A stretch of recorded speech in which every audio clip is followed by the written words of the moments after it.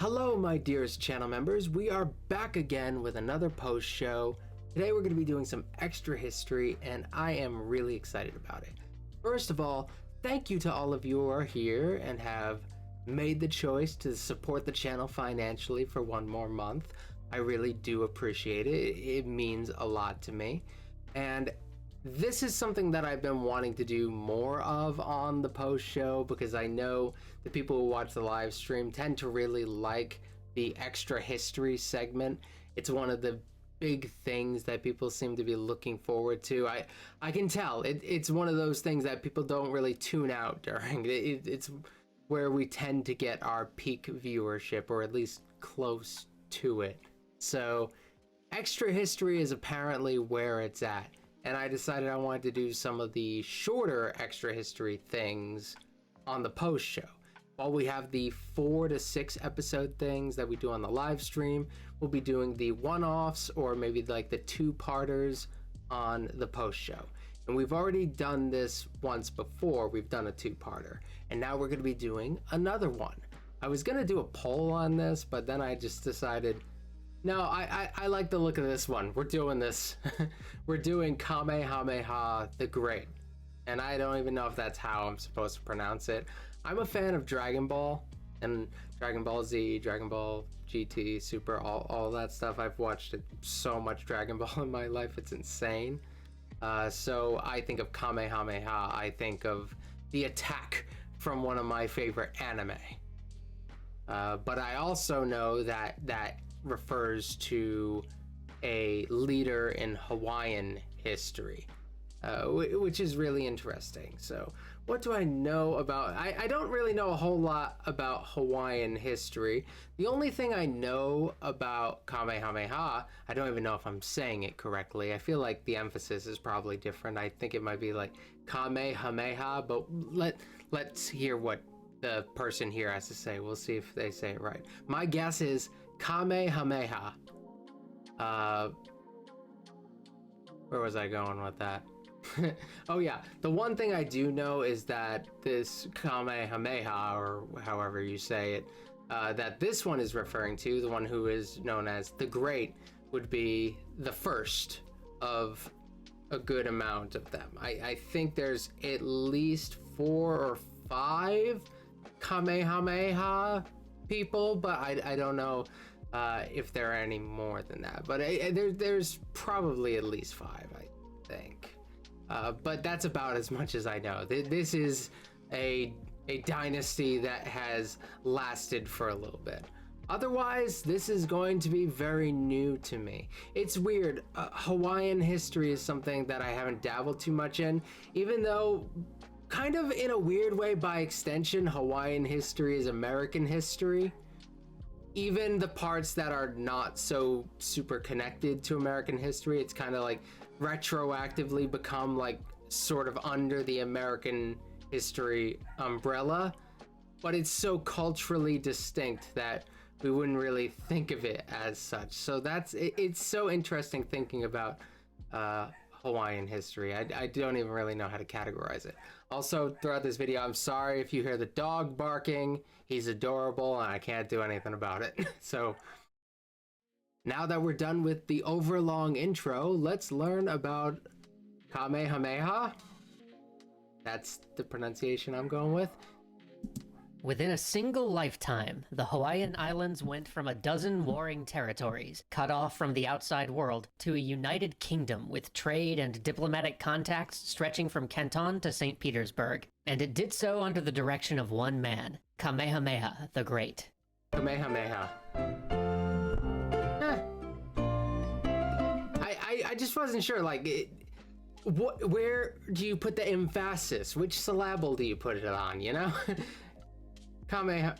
Whatever, I'm not even gonna think too much about it. 1781, and the great chief of Hawaii Island is dying. To his son, he bequeaths his title as the Ali'i, or chief of 3 districts, and his de facto position as king.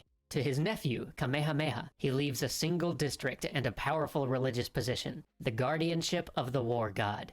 This power-sharing agreement is, in reality, a recipe for war. These cousins are bitter rivals, but more than that, time and again, prophecies have named Kamehameha as a usurper, a slayer of chiefs. These predictions began even before Kamehameha was born, and they...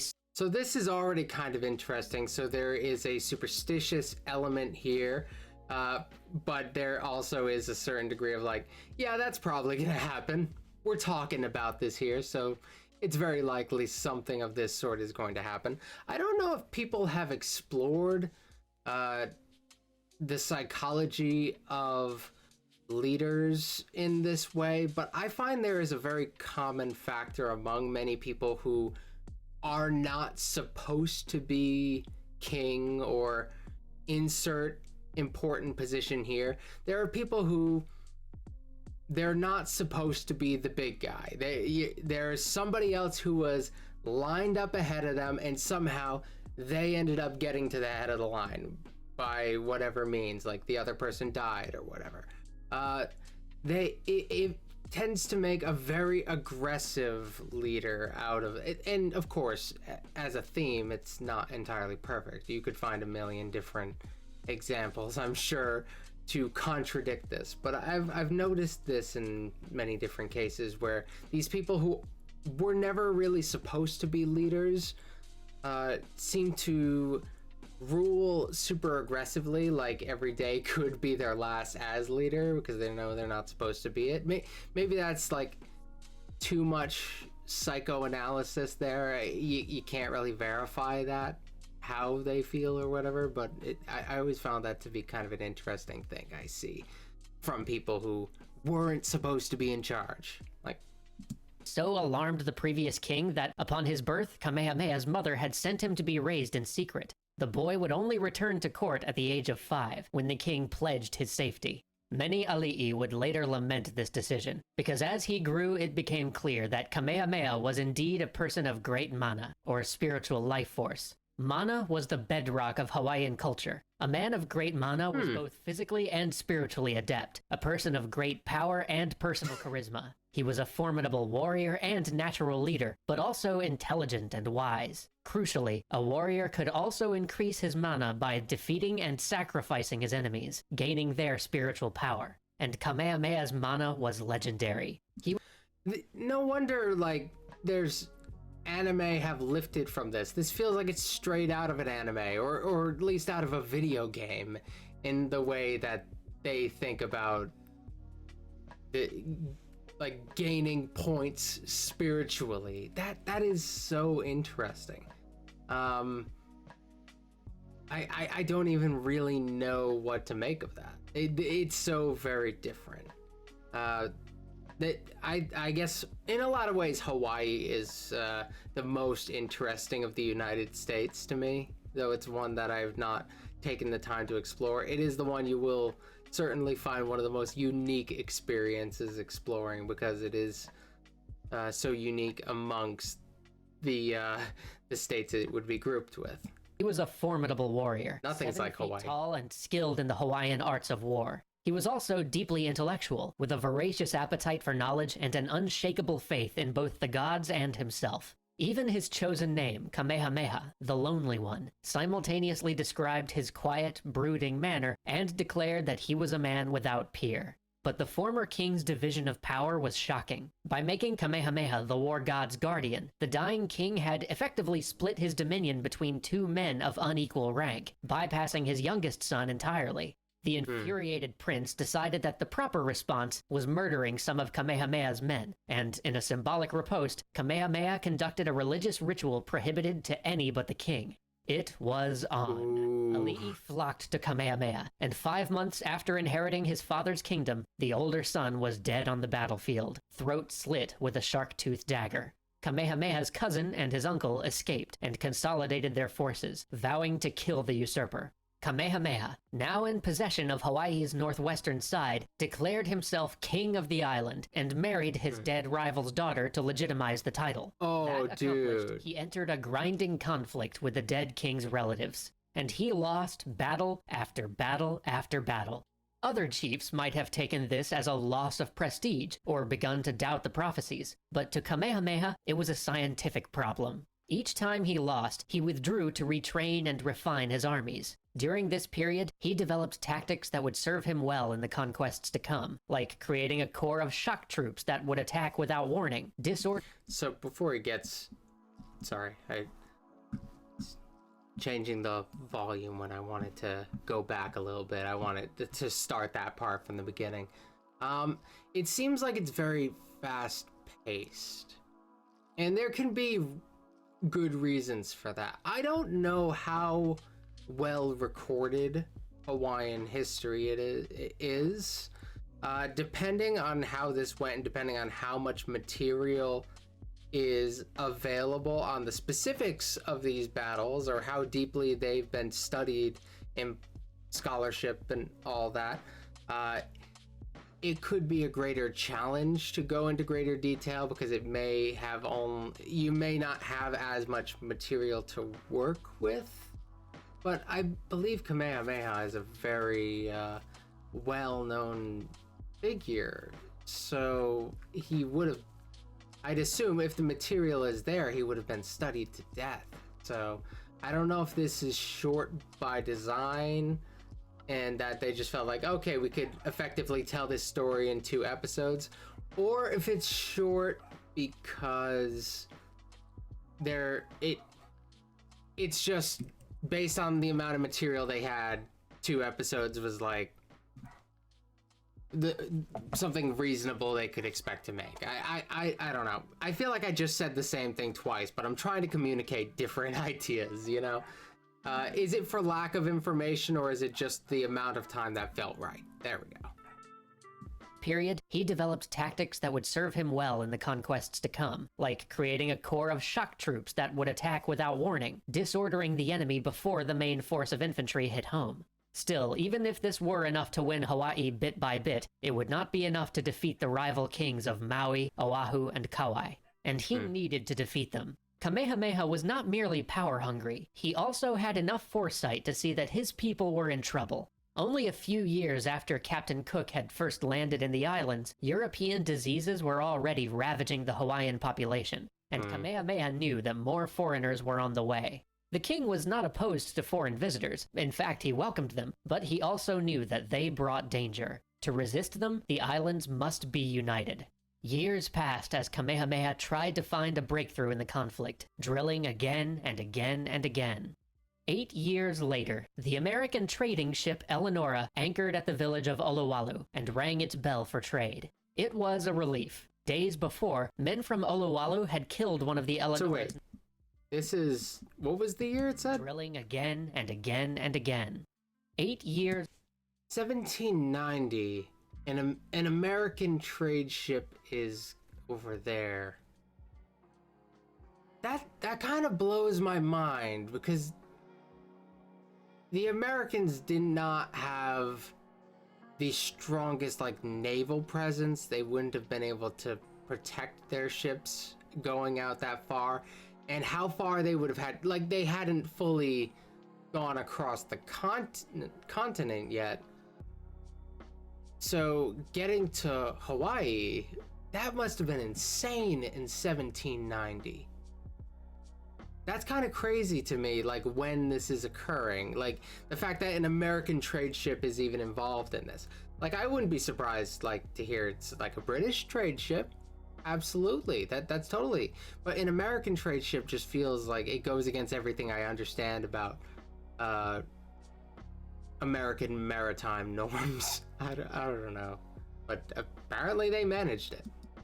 Years later, the American trading ship Eleonora anchored at the village of Olowalu and rang its bell for trade. It was a relief. Days before, men from Olowalu had killed one of the Eleonora's night watchmen and stolen a boat. The villagers expected retribution, but instead they got this friendly gesture. Hundreds of them piled into canoes and headed out to trade. When they drew close, the captain opened fire with a double broadside of ball and nails. Over 100 unarmed men, women, and children were torn to pieces. Then the Eleonora weighed anchor and sailed away. That was it? It seemed fate played a hand when, weeks later, a party of local warriors found the Eleonora's sister ship, Fair American, becalmed just offshore. They vowed revenge for the Eleonora's actions, boarded the vessel and killed 4 of the crewmen, I'm confused as to like maybe I missed something as to what they serve to gain from this.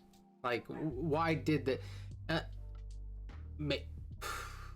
maybe they had some sort of established relationship with the previous powers, either that or this is just violent colonialism in the making, but I don't know, something isn't adding up right now. Sparing only a man named Isaac Davis because he had fought bravely. Kamehameha was furious about the incident. He liked to keep good relations with visiting ships and didn't want violent reprisals. He put Davis under royal protection and demanded he come to court. But when Davis arrived, he saw a familiar face, John Young, the boatswain of the Eleonora, who had been captured after the Olowalu massacre. The two men had only a moment to catch up before Kamehameha summoned them to an audience. The sailors were more than a little frightened as they approached the huge man. Still vital and powerful in his Oh yeah, he's 7 feet tall, that's crazy. Conflict had in no way diminished this. So, 7 feet tall. That's not being played up or anything, is it? There's a lot of myth-making made around historical figures, and especially leadership. Personally, I've never met a short Hawaiian. So I'm inclined to believe them based on my terrible case of anecdotal evidence. King. Who knows, maybe. He gave the men a choice. Either they could die, or they could serve as members of his court. He would give them wives, land, and riches. He would raise them to ali'i status and adopt them as his own family members. In return, they would give him what he needed most: guns and ships. Kamehameha had been long fascinated by the power of gunpowder. During Captain Cook's visit a decade before, he had toured the ships specifically so he could pump Cook for information on the Western way of war. This, he concluded, was the necessary tool to conquer the islands. Young and Davis, he said, would serve as intermediaries with the trading ships and as military advisors, drilling his men in Western infantry and artillery tactics. In addition, he needed cannons to outfit the great fleet of war canoes he was constructing, and instructors to teach his men how to sail the Fair American and build gunships in the Western style. Young and Davis agreed. Kamehameha put them to work almost immediately. The king of Maui had recently conquered the island of Oahu and moved his court there to manage his new prize, leaving his son, Kalani Kupule, to govern their home island. Maui had proved an elusive prize for many Hawaiian kings, but with its king away from home, Kamehameha... I'm sure there's a good reason why the hats are that way. It's just odd to me. Like, it's always going to be odd when you see something from other cultures without context being given to them, but clearly the hats are not the most important factor right now, but it's something I can't help but fixate on a little bit. Kamehameha saw his chance. He mustered his fleet and crossed the channel. In his first battle with Maui forces, Kamehameha routed a small army by killing its general in single combat. But that easy victory did little to resolve the critical issue. Kalani Kupule's main force had taken a defensive position in the narrow mouth of a valley, and to take the island, the Hawaiians had to dislodge them. The battle was bitter and long. Only on the third day, when Young and Davis arrived dragging 2 cannons on sledges, did the Maui forces break. The slaughter was so great that bodies choked the valley streams, and it would forever be remembered as the Battle of the Damned Waters.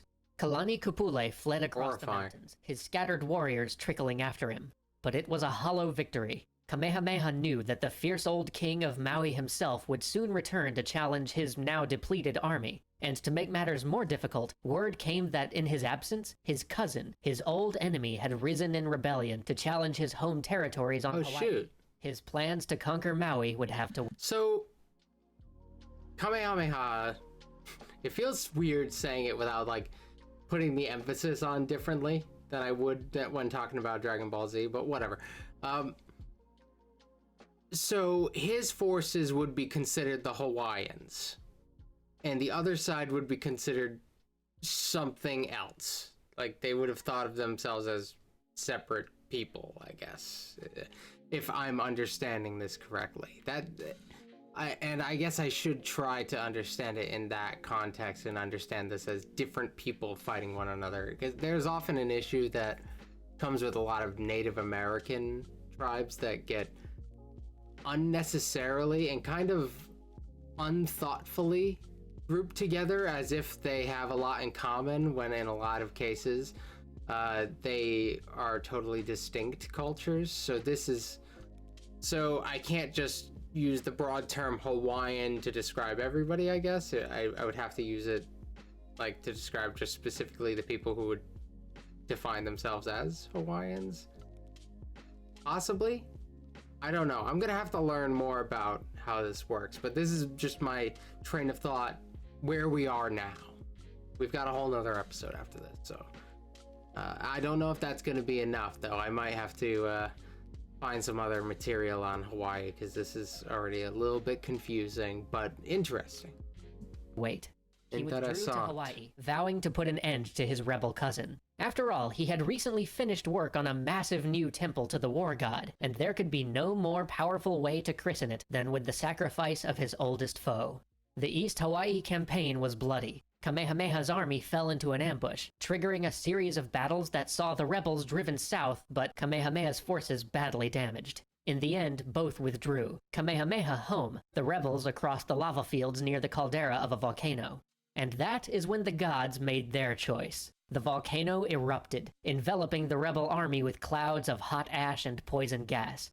They attempted an evacuation, that'll but validate it was too somebody. late. The volcano goddess Pele took a full 2/3 of their proud host. The rebellion was broken. Kamehameha would have his sacrifice. It was 1790. Kamehameha was master of Hawaii Island, surrounded by able advisors and in possession of both a modernized military and the favor of the gods. He looked across the channel to Maui and prepared his fleet for sail. All right, we've got to hop right into this next one. This is fascinating. So this is one of the cases of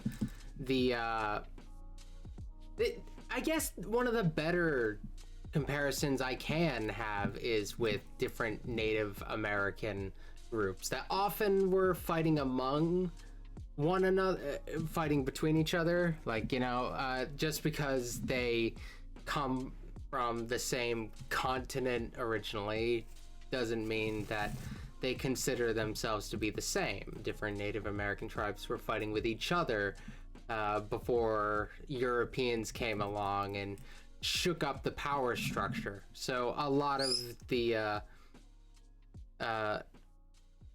native tribes ended up using European power and weaponry and I guess political needs and leveraging them against their long-term enemies, being neighboring tribes or whatever that they just have had not so good relationships with. So it's kind of similar. There's definitely something kind of similar there. I mean, when it comes down to it, the people from the Hawaiian Islands, they in a sense, like, I guess developed in a degree of isolation, I'd assume, from a good amount of the rest of the world. That's often a factor that comes into play when it comes to islands. So, and the Amerindians also were kind of isolated from the goings-on in the rest of the world, divided from them with an ocean, So, there's definitely going to be similar things here, especially as we have those same, like, Europeans are coming to the two different places, and they're having kind of similar results. And how does the story end? We shall see. It's 1794. For the last 4 years, Kamehameha has been building his great fleet and amassing muskets through trade with Western ships. With his power ascendant, he now faces not just the king of Maui, but an alliance of all the other islands. I was wondering about that up in the top left, because it had a different color on the island up there. I wasn't sure if that counted, if that was part of it all. Him with an invasion, but he met their fleet of cannon-armed war canoes with his own, defeating them in a fierce naval engagement off the coast northwest of Hawaii. Finally, the moment arrived. 2 Western merchantmen brought him vital intelligence. The old king of Maui was dead. His son, Kalani Kupule, now ruled from Oahu. This was the same man that Kamehameha had defeated in his first attempt to conquer Maui, and now his position was even less secure. His forces were reduced from warring with his relatives, and he feared Kamehameha's naval power so much that he'd boarded the 2 Western vessels and tried unsuccessfully to impress them into his own fleet. The time was right. Kamehameha made for Maui and Molokai, securing both islands in a series of brutal amphibious assaults before moving on to the enemy's base on Oahu. You see, like, that would have... Him taking those islands in a different extra history series, that would have been a whole nother episode. But in this one, it's just like, yeah, he came in and took the islands. And maybe it was that simple. Or maybe, like, the details aren't as vividly recorded. Like, these are the things that I find incredibly interesting. And I'm not sure exactly what they're working with here, since I'm so new to this. Oh. 600 war canoes bore down on Oahu's south shore, their sails rigged in the Western style that could travel upwind. Under the guns of 2 Western ships, one built with British aid, Kamehameha lands 16,000 Hawaiian warriors, and his troops sweep through Oahu, forcing Kalani'Kupule's men out of their fortified temples. The Allied army broke, fleeing to make a last stand with a 1,000-foot cliff at their backs. Kamehameha's warriors formed ranks and drove them over the side. With the conquest of Oahu complete, Kamehameha now ruled all the islands apart from Kauai and Niihau. Before moving on, he needs to secure his power base. Within months, he would capture and sacrifice Kalani'Kupule and crush a small rebellion back on Hawaii. Kamehameha hunted his enemies, and he particularly wanted to find 2 men. A decade before, he had attacked a party of unarmed fishermen, but gotten his foot stuck in a rock fissure. The fishermen, seeing him helpless, had knocked Kamehameha senseless with a canoe paddle. Then they had fled, leaving him concussed next to the broken oar. These 2 men were soon found. To merely touch an ali'i meant death, so when they entered the king's presence, they were resigned to execution. But, to their shock, Kamehameha apologized to them. He had wronged them by attacking without cause, and they had been right to defend themselves. Indeed, he would declare a new law, the law of the splintered paddle, stating that all people, young and old, should lie by the roadside in safety without fear of armies or brigands. Violate this and die. This edict is considered one of the oldest human rights laws, and it's... Yeah, that's actually really interesting there. It's sort of like... I guess you gotta respect... Well, let's look what they have here. I'm not gonna try to read any of the Hawaiian here. On the splintered paddle was established by King Kamehameha the first of 5 or so. I'm not sure how many there actually were, but see, he is the first of many, and assured that every man, woman, and child would be able to travel freely and in peace within the right to lie down to sleep by the roadside without fear of harm. So it's like sort of respecting civilians as like sort of a neutral party in conflict that aren't to be harmed or exploited, or is it just like freedom to live peacefully or something? I'm not sure. The way it's communicated is sort of oddly worded. I don't know. Still enshrined in the Hawaii state constitution, but it also declared an end to the days of raids and warfare. Kamehameha wanted a stable system after all, not one riven by conflict. His first priority was reform. Years of war had ravaged Hawaiian agriculture, with farmers leaving their taro fields fallow or failing to repair fish ponds. Kamehameha toured Oahu, personally working fields to set an example and drafting the populace to repair public works. He also reformed Hawaii's system of land division, making the parcels less self-sufficient so that the ruling ali'i couldn't build a power base to oppose him. The new system also granted use of the land rather than ownership. Kamehameha could strip rights to the land away should a chief displease him. Strangely, Kamehameha's... So this isn't... it's not like a secured private ownership of the land. And if it is considered private, it's only like a temporary it's more like you're leasing the land or something. I don't know. Like, the government still has kind of control over it. In the United States, we really value the idea of like owning that land. It's not communal property, it's your land. Though some elements of that are not as pure as we like to think. There, we are still subject to plenty of regulations or whatever. But on the face of it, this would probably startle the average mainland American. Reforms always seemed to grant more power to Kamehameha. In order to administer this new empire, Kamehameha handpicked men from his inner circle and installed them as governors of each island. He also established a flourishing court, which showed his greatness and legitimacy. He rewarded loyal chiefs and kept rival Ali'i under his eye. He wanted no more rebellions. But Kamehameha also discovered something that he liked more than war: trade. Kamehameha's interest in commerce had taken root well before his invasion of Oahu, and he had obtained most of his weapons by trading with Western ships. Shortly before the invasion, Kamehameha had hosted the British explorer George Vancouver, setting him up as Great Britain's semi-official partner in the region. For his part, Kamehameha had sought protection from the Royal Navy, hoping that the British would lend military aid and protect them if other nations invaded. But Vancouver had misinterpreted this as Kamehameha ceding the islands to the UK. Oh, jeez. Okay. Yeah, Hawaii, it does have that one element where there's clearly an entrenched British influence there, even to this day. Just look at their flag. Doesn't it feel a little bit out of place today? But there's clearly an entrenched British influence, so this must be where it began, which is very interesting here. I don't know too much about Hawaiian history and how it was passed around colonially. I assumed it was actually controlled by the British at some point, and then eventually it ends up being controlled by the Americans, but I don't know all the ins and outs of that.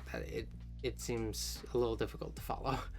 Neither prospect really went anywhere, but it started Hawaii's first diplomatic and trading relationship. And Kamehameha had a commodity that foreigners desired: sandalwood, prized in China for making boxes and incense.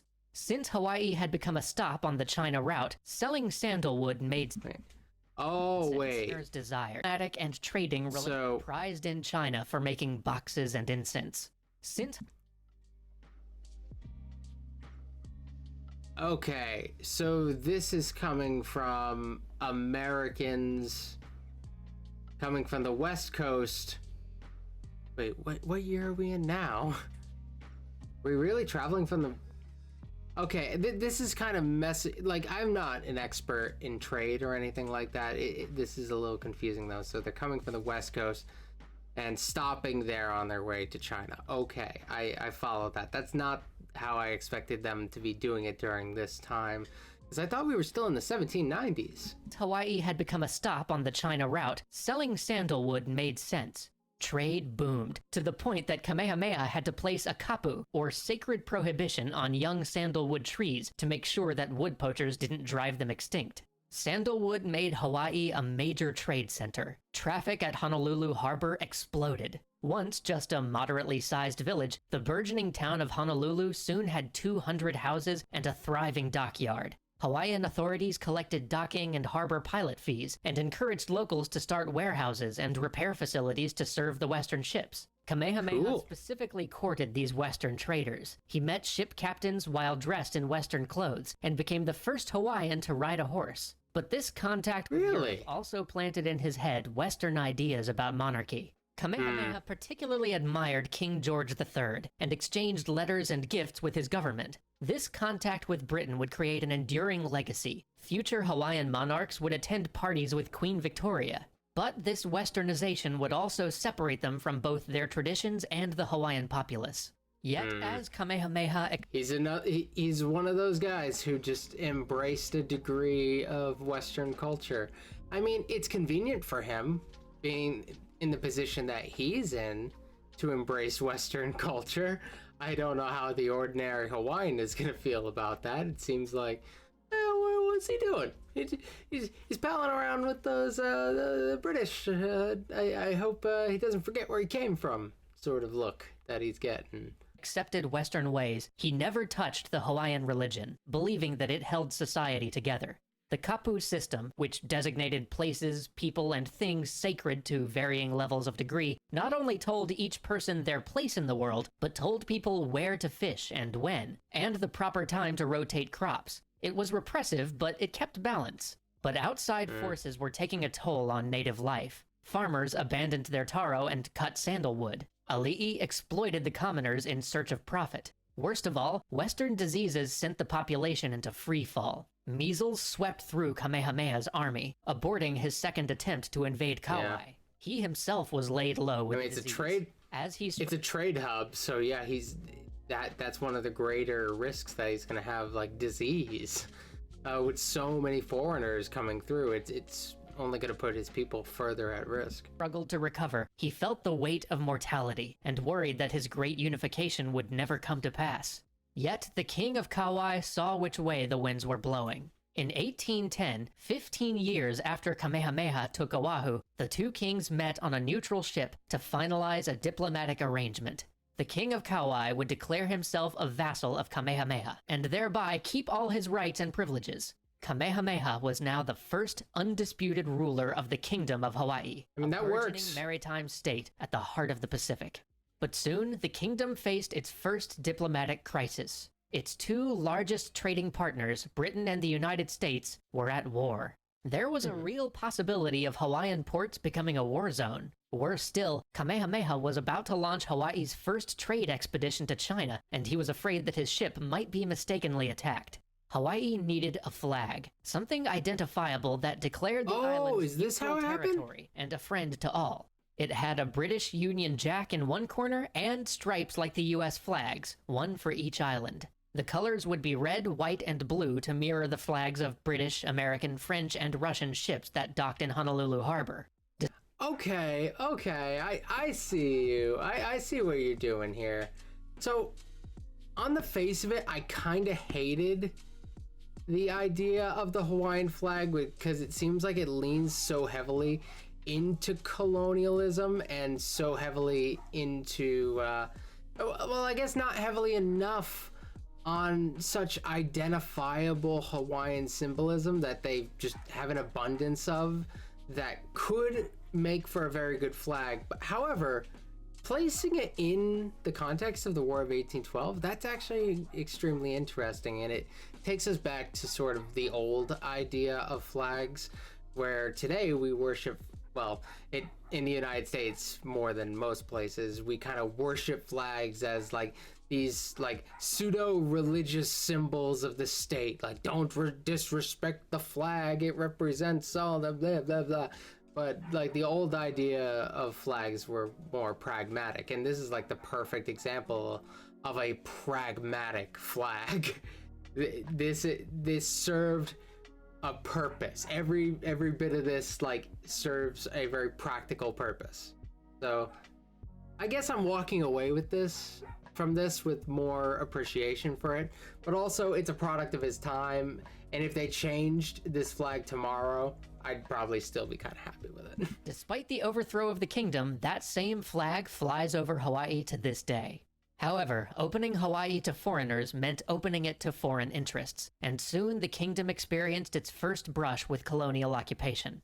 A mission from the Russian governor of Alaska landed in Honolulu and began building an armed fort, plotting to depose Kamehameha in a coup. He dispatched armed warriors to peacefully but firmly expel the Russians, then took over the fort and armed it for his own use. It turned out that the Russian government hadn't sanctioned this plot, but it taught Kamehameha to keep a tight rein on foreigners who wanted to use Hawaiian soil. Man. He became cautious about who he let use Hawaiian. Don't trust anybody. And land, and apart from his favorites, he tried to keep outsiders from amassing too much power. For the last few years of his life, Kamehameha was at the height of his political power. He had a well-drilled army, thriving ports, and no challengers. His favorite wife, Ka'ahumanu, a savvy politician favorite with of generals many and wives, priests in I'm her sure. pocket, helped him administer the state. but diseases were eating away at his people, and foreign pressures were mounting. 1819. A great king lies dying. To his son Liholiho, he leaves his kingdom and his political power. To his favorite wife and counselor Ka'ahumanu, he gives the role of chief advisor. "Endless is the good I have given you to enjoy," he says, and then dies. His bones are hidden in the mountains, in accordance with the old ways. Kamehameha united not just a country, but a people. From this point on, islanders wouldn't say, "I'm from Maui," or "I'm from Oahu." They would say, "I am Hawaiian." But the nation that Kamehameha forged with gunpowder would begin to unravel under his heirs. His son Liholiho would become a puppet of the powerful Ka'ahumanu. In an attempt to hold on to power and reform the state, the pair would shatter the already weakened Kapu system, dismantling Kamehameha's beloved temples and burning the gods. Amid this religious chaos, a new force would arrive to fill the vacuum: Calvinist missionaries. And when these men of God step ashore, they will set off a chain reaction that will eventually lead to the overthrow of Kamehameha's kingdom. Okay, so that was really cool. Hawaiian history is clearly very deep, and there's a lot that is hard to appreciate with the little context that I've been given. But I can understand like how little I know at this point. I can appreciate that I'm merely scratching the surface of this stuff. We have many separate cultures within Hawaii that are certainly worth understanding. So I'm kind of glad that I was able to dip my toes in this, and I was able to learn some new things, not just related to the Hawaiians specifically, but some new things about the War of 1812 and their relationship to it. That's interesting. I talk about the War of 1812 all the time. I didn't know anything about that, so that's really interesting. And it kind of gives me a broader idea of American trade during the time, because I didn't even know Americans had the capacity to trade in the Pacific Ocean at the time. I just didn't think they were ready for that, because they hardly span the continent. But, you know, you learn something new every day, or at least you should, and I did. So that's cool. So thank you all for watching. Thank you for supporting the channel for another month, and I'll be seeing you guys in the next live stream, I suppose. All right. Bye.